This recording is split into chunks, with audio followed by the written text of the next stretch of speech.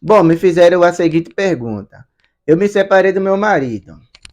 Eu posso casar novamente ou estarei cometendo adultério? Se você não é cristão nem segue a Bíblia, então você passa direto esse vídeo. Esse vídeo não é para você. Mas essa resposta é para quem é cristão e que segue os ensinamentos de Jesus. Bom, na realidade, a Bíblia não fala de adultério. A tradução bíblica que fala adultério é uma tradução ruim. A tradução correta é prostituição. Como alguns sabem, a Bíblia não foi escrita em português. Os evangelhos foram escritos em grego koiné. E lá no original não está escrito adultério, está escrito porneia, que significa prostituição. Jesus disse que no caso da prostituição, aí sim pode haver um precedente para separação. E o que seria prostituição? A prostituição é o sexo comercializado. Então, quer dizer, se seu marido ou sua esposa, vice-versa, eles teriam se separado, não traído, mas se prostituído, comercializado o sexo, alguém tivesse pago para manter relações sexuais com eles. Nesse caso, Jesus abre o precedente para a separação. Eu sei que é difícil ouvir isso, né?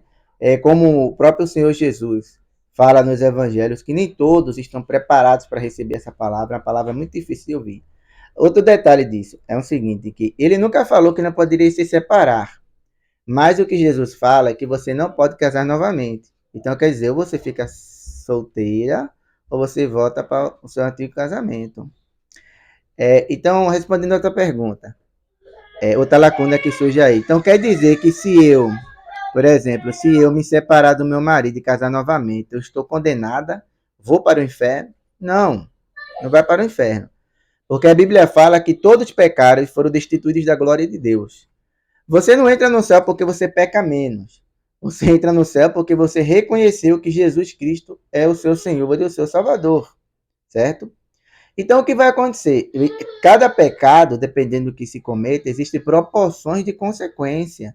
E isso não tem como medir. Eu não tenho como falar aqui para você até onde a consequência do seu pecado vai te levar. Até porque quando você tem o conhecimento e você peca voluntariamente, você aceita pecar voluntariamente, existe uma consequência sobre isso, né?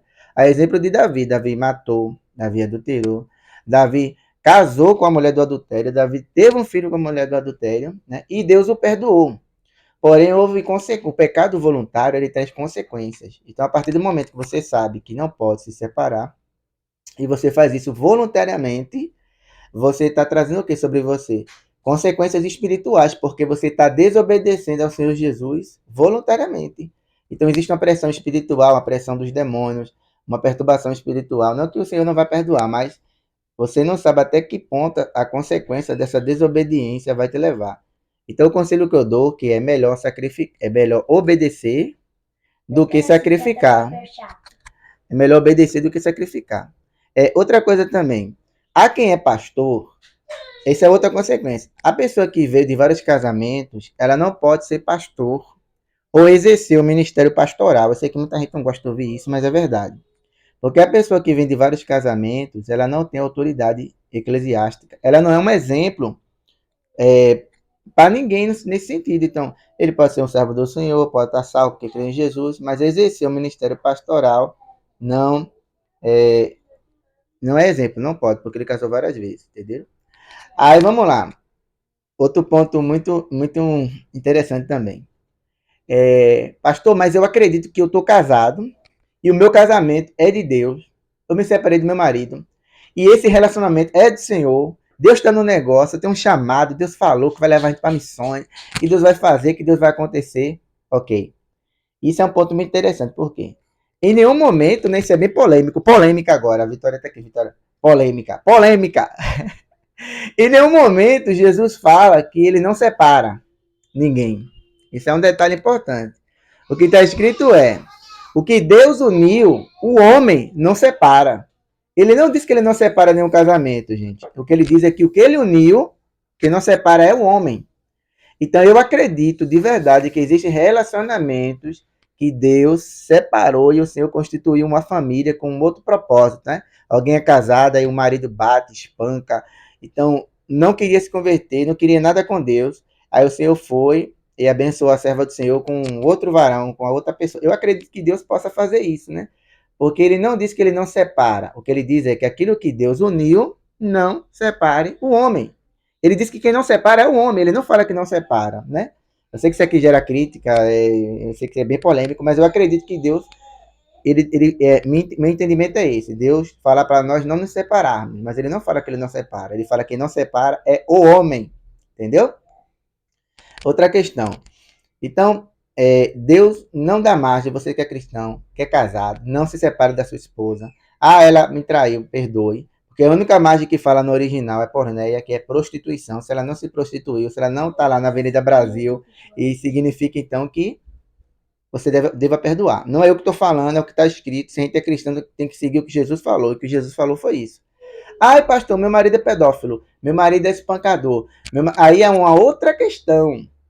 Nesse caso, você tem que chamar a polícia para ele, né, gente? Pelo amor de Deus, não tô aqui falando que seu marido te espanca, é abusador, é um pedófilo, é sei lá o quê. Eu não tô dizendo isso.